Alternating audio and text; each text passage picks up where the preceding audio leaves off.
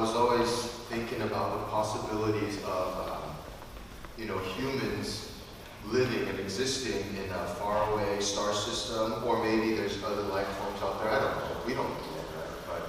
But we're searching. And growing up, I started to realize the reality of just how hard it is to get humans out into outer space, finding places where we can live. But I think, just looking at everything that's going on these days, I think we are getting closer and closer to space travel, not just for astronauts, not just for the astronauts. I don't know if you've been keeping up with the news. I don't know if this is news. I thought it was newsworthy. This past week, Elon Musk released a photo of SpaceX's Starship. And I don't know how many of you saw. It was just absolutely glorious, shiny, big tube of metal that we're going to punch into space, and it's supposed to carry people. I think it's everything that we'd imagine spaceships would look like in the old sci-fi movies, right? This big aluminum tube with 3 wings, I guess. And this rocket is supposedly it's going to take the first group of space tours into space. That's it, just go up into space, look out on Earth and admire looking at Earth from space and then come back down. That's it, not going very far, right? Who knows, then the next stop, maybe the moon, maybe Mars. I know Elon Musk has been talking about colonizing Mars. I don't know, it's kind of crazy to think about, but the future it's amazing what the future holds. But I also realize, just looking at all this, that a lot of science tells us that these dreams that we have of going out into outer space may not come so easy or wouldn't come so fast. There's this movie that I like a lot, the movie Interstellar. How many of you have seen it? A few of you. It's a movie, I'm going to really watch the summary, so I'm not even going to try. But basically it's about traveling through space, trying to find a new place to live because Earth is dying, and it's about traveling through wormholes in space and communicating across time. So it's a really emotionally wrenching movie. People have often asked, what movies always make you cry? Rambo always makes me cry. Rambo First Blood. That movie always gets me right here. It gets a lot of people right here too. But Interstellar is also another very emotionally wrenching movie that always gets to me. But one of my nephews saw it when it came out in the theaters, saw it with his dad. And my nephew told me as they were coming out of the theater, all his dad could talk about was the scientific inaccuracies in the movie. I get it, right? He's focused on the scientific plot holes instead of the wormholes, and he couldn't get over it, and so it took away his enjoyment of the movie. And for me, as much as I'm willing to suspend my disbelief and just believe that anything could happen just so I can enjoy the movie, I do realize that a lot of the stuff seems impossible, but I also see on the other hand that we as mankind, that we've come a long way in figuring out this world that we live in figuring out how to move around in space. There's just a lot that we have accomplished as humankind. Other bit of news, I don't know if you've seen this, Kepler telescope. Just recently, finally ran out of fuel after flying around in space for 8 years. And what the Kepler telescope was doing was it was just constantly fixating on different areas of space, taking in data, taking in photographs, looking for other planets. And I think the idea was looking for planets that circle other stars, looking at those planets, seeing if there's something similar to Earth, something that's inhabitable. The thing that blows my mind is the way they discover these new planets is they look at the light that's coming from the star, and as a planet revolves around the star, as it comes between the star and the telescope, it blocks part of that light coming from the star. And so they're in effect looking at the shadow and the way that the light curves around the planet. By looking at that, wrap your mind around that for a second. They're looking at the shadow and the way the light curves around the planet. So they're not looking at the planet itself, right? By looking at that, they are able to discover many things about the planet, and they're discovering planets. I mean, it'll be like if I stand in front of the window there, and you guys stand in my shadow, and you're supposed to figure out things about me by looking at my shadow and the light. It's mind-boggling what we're able to do with science nowadays. You know, apparently there were some bits of data that, you know, all the data is analyzed by computers, but computers miss things. And recently, they released the data and they let people analyze the data, and there was one planet that was discovered 226 light years away.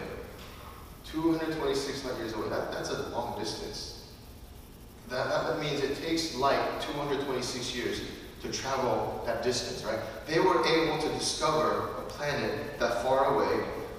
The planet is named, the name is long, K2-288BB. I don't know, it's called BB8. But the planet is about twice the size of Earth. This is what it discovered. It's twice the size of Earth. It orbits around the star at a distance that makes it possible for water to exist. And this quote I grabbed from the report. It was difficult to tell whether the planet is rocky like the Earth or a gas giant like Neptune. Right? By looking at the shadows and the light that curves around the star, they're able to at least somehow try to look at the composition of the planet. Look, I can barely find my papers on my table at home.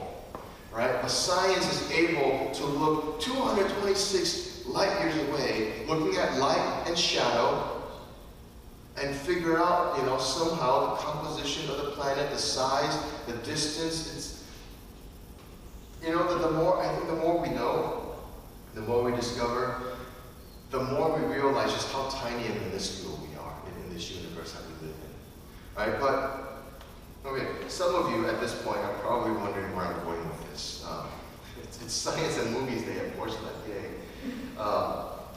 You know, as I've been thinking about all the advances that we've made in science, all the advances we've made in understanding the world around us, right? Both at the very macro level of looking at the universe out there, and at the micro level where we know on the very small details. We've been studying quantum mechanics, right? We're studying how atoms, electrons, molecules work. You've probably seen in the news, we're now able to edit gene sequences in humans to change humans. It's scary the kind of territory we're getting into. But it's also just amazing that we are making so much progress. And I think mankind as a whole, I think slowly but steadily, we are making progress toward gaining mastery over this world and the universe that we exist in. Slowly, it's going to be a while, but I think we're making little steps. Right? And in this last, I don't know, 40, 50 years, these little steps may seem little, but compared to the last 2,000 or 3,000 years, these are leaps and bounds that we're making. So the question I want to ask then this morning is, what does God have to do with any of this? Right? Where does God come into this picture? As we, as mankind, as we celebrate how much we know and how much we continue to discover and know, where does God fit into all this? I hope that you've all been following along in the daily Bible reading, right? If you have, you've been reading through Genesis, and if you've been reading through Genesis, you'll see the first 2 chapters of Genesis deal with God at the beginning of everything as we know it, right? It doesn't tell us what was happening before time began, but Genesis, well, turn with me, Genesis chapter 1. Genesis chapter 1, verse 1. Many of you probably know this verse very well because every year we try to read the Bible once, and so every year on January 1st, we at least get through Genesis chapter 1, right? So we read this chapter well, we're very familiar with it. Genesis chapter 1, verse 1 says, "In the beginning, God created the heavens and the earth." In the beginning, God created the heavens and the earth. All the stuff that we are discovering, all the things that we are finding out at the micro level, at the macro level, down to the cells, out in the farthest reaches of space, God created all that in the beginning. Okay? Then, we're not going to go through it in detail, but as you continue in chapter 1, over the next 24 verses, we see the account of God shaping the earth, of God creating light and darkness, of God separating the land from the waters, populating the earth with plant life and animal life. Right? So God put all this together for us. Then, in verse 26, this is where I want you to read along and follow with me. In verse 26 to 28, we see this. Then God said, let us make man in our image, according to our likeness. Let them have dominion over the fish of the sea, over the birds of the air, and over the cattle, over all the earth, and over every creeping thing that creeps on the earth. So God created man in his own image. In the image of God he created him. Male and female he created them. Then God blessed them, and God said to them, be fruitful and multiply. Fill the earth and subdue it. Subdue it. Put it under your rule. Have dominion over the fish of the sea, over the birds of the air, and over every living thing that moves on the earth. Right? So here we see in the account of God creating everything, at the culmination, at the peak of creation, he creates man. Right? Not only that, but he assigns a role or a position to man. He says to man, you will have dominion over everything that I just made. Right? The fish of the sea, the herbs and the plants in the field, the cattle, everything that's moving. He says to man, you have dominion over it. What is dominion? The word dominion, when God assigned dominion to mankind, the word gives us this very clear image of the position that God put us in. We are to rule. He says to man, to all of us as mankind, you are to rule over creation. You have authority over creation. You are to subjugate creation under your own authority.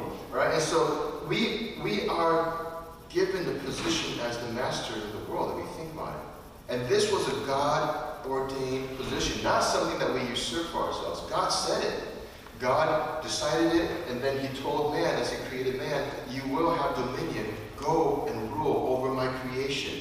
This is a role that God gave us. And so when you think about that, right, all the discoveries that we've been making, all the things that we're learning about the world around us, even all the advances in technology. I mean, here in Silicon Valley, we're at the supposedly bleeding edge of technology. All the stuff that we're learning and finding out, everything that's been coming into humanity's grasp, all of that, God gave to us.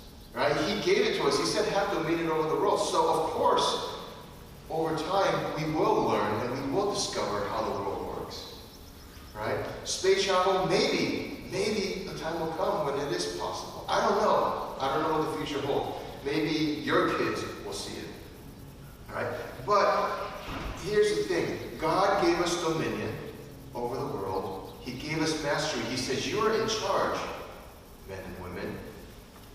But here's where we start to run into issues with all the advances and all the discoveries and all the knowledge that we've been gaining and accumulating. Here's a problem. We tend to forget our place. Well, we forget half of it. What we remember is God says have dominion. And so we like that. We like that we are in charge. We like that we are given authority over this world. And we like that we are given the capability, the intellect. Right? These brilliant scientists and technologists, guess what? They would not be able to discover what they discovered without the intellect that God gave them.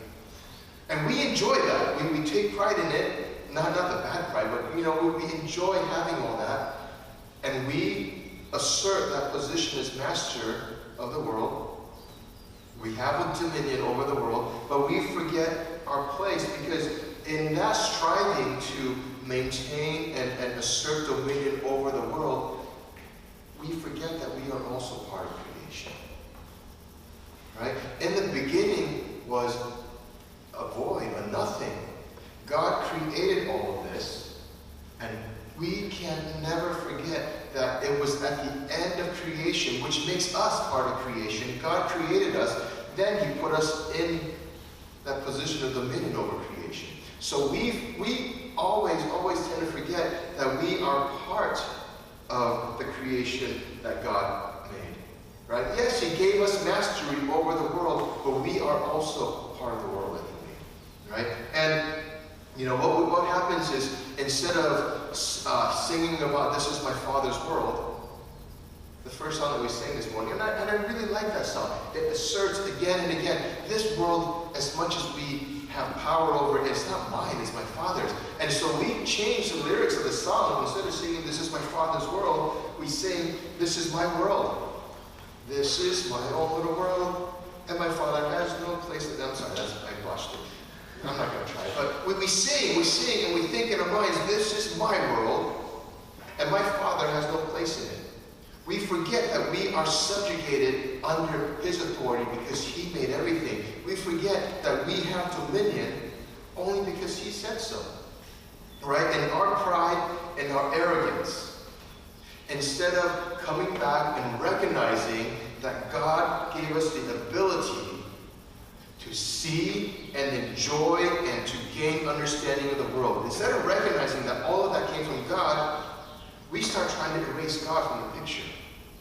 Right? As we understand more, we start to say, you know, God, maybe you're not part of this world.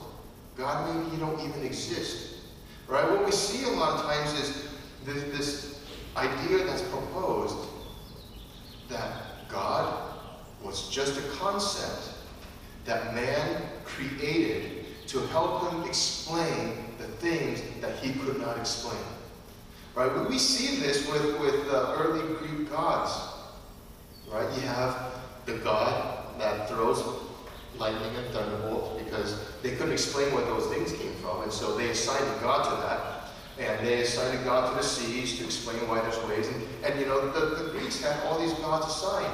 Right?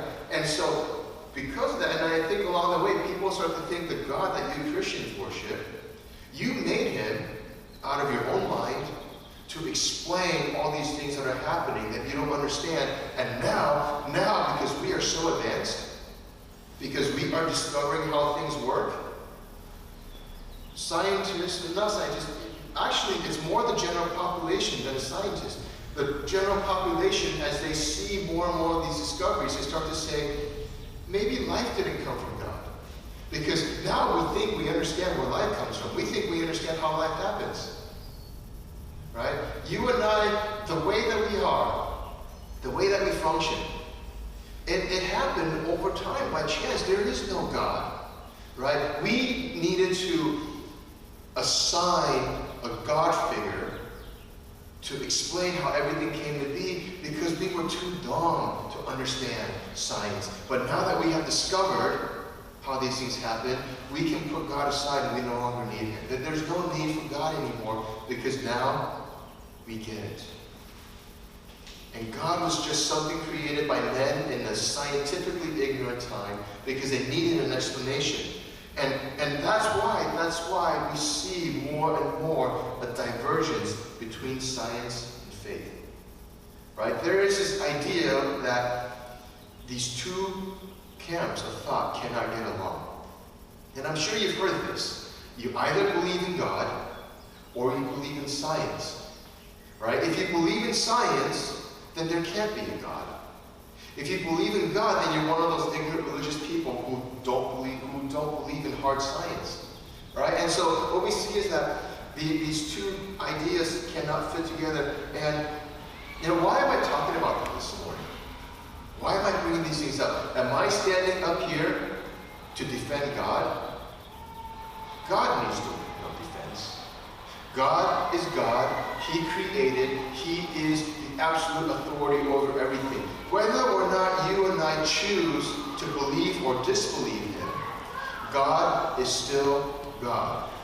Look, it would be like if I don't know, who am I going to pick on this morning? Evan or Zoe? Let me get a volunteer. Zoe. Okay, Evan volunteers Zoe. It would be like this morning if Zoe came up to me and said, I don't believe you're my dad, and goes up to Alice, I don't believe you're my mom. I believe I sprang out of a rock somewhere, and I just existed, right? She can believe that all she wants. She can disbelieve our parentage and the fact that we brought her into this world. She can believe it to the very core of her being. Does that make it true? No. Does it change the fact that we are her parents? Absolutely not. And so in the same way, I'm not here to defend God. God needs no defense from me, at the very least. Right? Whether or not anyone believes in God and His sovereignty doesn't change the fact that He created everything. But here's the problem. Here's the problem. You know, look, God's not offended or hurt people who believe in Him. He's not sitting there, oh man, all these people reject me. No, He's not hurt by it. He doesn't need anybody to stand up for Him. But here's the problem, right? God will be God regardless of what we believe. The problem is as we continue reading in the book of Genesis, and it's exciting, but it's also kind of sad, because in chapter 1 we see creation. In chapter 2 we see the woman enter the picture. In chapter 3 chapters into the Bible, we mess up when we get into trouble. We'll cover that later. Right? Not today. In a few weeks, I'll come back to that. But within 3 chapters of the account of mankind, we get into trouble and we lose our relationship with God, and we're going to be needing God's help. We today need God's help. Adam and Eve, the first man and woman created, they needed God's help. They got themselves into a heap of trouble. We today, we're also in a heap of trouble.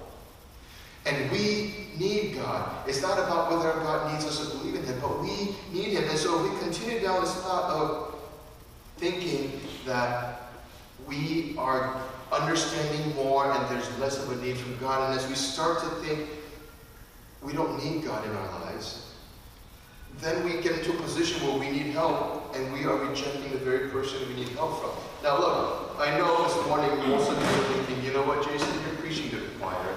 All of us, many of us here, we believe in God. We don't question His existence. We don't question His authority or His might. Right? We believe, for the most part, that He created the world. So why are you preaching this? Right? We already know all this. If we stop to think about it, right? Yes, we may believe in science as being subject to God.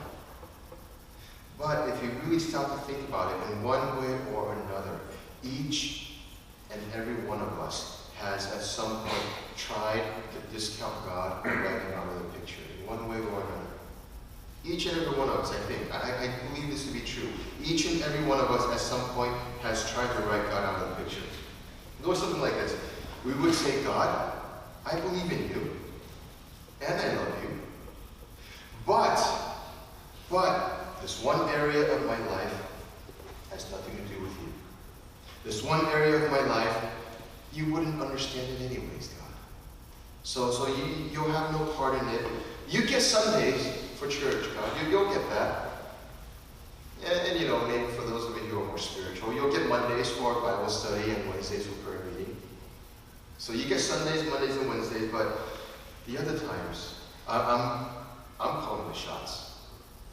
Right? This is how we interact with God many times. We believe in Him, we believe in His sovereignty, we love Him, and we profess that we love Him, and we give Him parts of our days, we give Him parts of our lives, but there are parts of our lives where we shut Him out. And it's different for different people. It could be your work, where God, my work, you don't understand the line of work I'm in. There's nothing you can do to help me. Right? I'm in this on my own. I'm going to take care of myself. I'm going to depend on myself. I am my own boss. Well, I work for someone, but I call the shots. Right? Or it could be a relationship. It could be a relationship where you say, God, I thank you for everything else that you've done for me. But in this area of my life, I call the shots. And I went through that before. Many of you know my story, and through high school and college, I called the shots of my relationships. And it wasn't pretty. It wasn't until I recognized God's sovereignty and I said, I'm going to stop trying to figure this out on my own, and I'm going to give it to you. And then God said, good, now you can have the best person you'll ever have in life. And I'm not kidding. 3 months after I prayed that prayer, I met Alice. And you know the rest is not history, it's We're still writing our story, right? For a long time, even though I grew up in church as a Christian and I believed in God and I believed in His sovereignty, I said, God, my relationship, you're out of it. You don't touch this. This is, I decide, right? Anything in our life, it could be anything where we think it's outside of God's grasp, where we think it's outside of God's ability, right? It's funny when we say it out loud, but there are areas of our life where we think, God, you're great, you're awesome, you're almighty, you're all-powerful, except for this area. And I don't think you can help me, right? And in that way, what we're doing is just like what many people start to do with understanding science. They start to have a divide. Right? God, you don't have a part in this. God, you're not master of this. God, you have no sovereignty. And so, look, throughout history, starting with Adam and Eve, right? Throughout church history, throughout the history of believers being on the face of the earth, we've constantly found ways to keep turning away from God, trying to establish ourselves as the authority, trying to create our own gods. And we forget that our dominion in everything was a God-given privilege. God gave it to us, we took it, and then we said, okay, thank you, you're done, God. I'm taking over from here. All right. This morning, as we begin our journey through Genesis, and I don't know how long the series is going to go for, depends on how much the Lord wants to speak from it, but as we begin our journey through the book of Genesis this morning, I think we need to start off on the right foundation. Coming back and understanding again that God is absolutely sovereign over all things. Everything that we think we would know, everything that we think we can discover, understanding that He is master of it all. He gave us the privilege of taking part in His work and learning about the world, but He is the master of all, as much as we may think that we're in control. And it's a great temptation. Pride is one of the biggest temptations in life. As much as in, and it could be the smallest area in your life. And this is where you need to take some time to examine your life. But in whatever area you think that you're in control, remember, we are subject to God's authority. He is above all, right? And look, I don't know what we'll find when we go out to space someday. I don't know what's out there. But I do know one thing. I know what I'm going to find when my life here on earth is over. I know I am going to be standing face to face before God. And I know there's going to be a lot that I need to answer for. God may just look, I don't know. I've tried to picture what it's like. Is God going to look at me with a booming voice and say, Jason, on this day, on this year, this month, you did this thing and you turned your back? I don't know. Maybe all God has to do is look at me. It is his eyes piercing my soul. And I'll pray that, God, I'm so sorry for all these things, and everything comes bubbling out of my mouth. I don't know what it's like, but I know that one day I'm going to have to stand before God, my Maker, and answer for everything. And at that point, what would I say? God, I thought I was better than you in this area. I loved you for everything else, but in this one area, I thought I had it under control. We need to know our place. We need to know our place within God's creation. And look, it's a good place. Our place in creation is a good place. Why? Because God calls us beloved. So start from there. I hope we start from there as a foundation as we go through the book of Genesis. We understand that we are part of God's creation and He calls us His beloved. We have such a special place in this universe. And I hope we can take some comfort in that. Let's bow our heads and pray. Dear God, this is your world. You are my Father, and this is my Father's world. Help me to never forget that you are the absolute and that I exist, Lord, will remember your authority. Help us to remember our place, Lord, that while we have been given dominion over this world, we are still under your authority. But what a good place it is to be, and I thank you for that. Pray that you will continue to speak to us in the coming weeks as we look at the book of Genesis.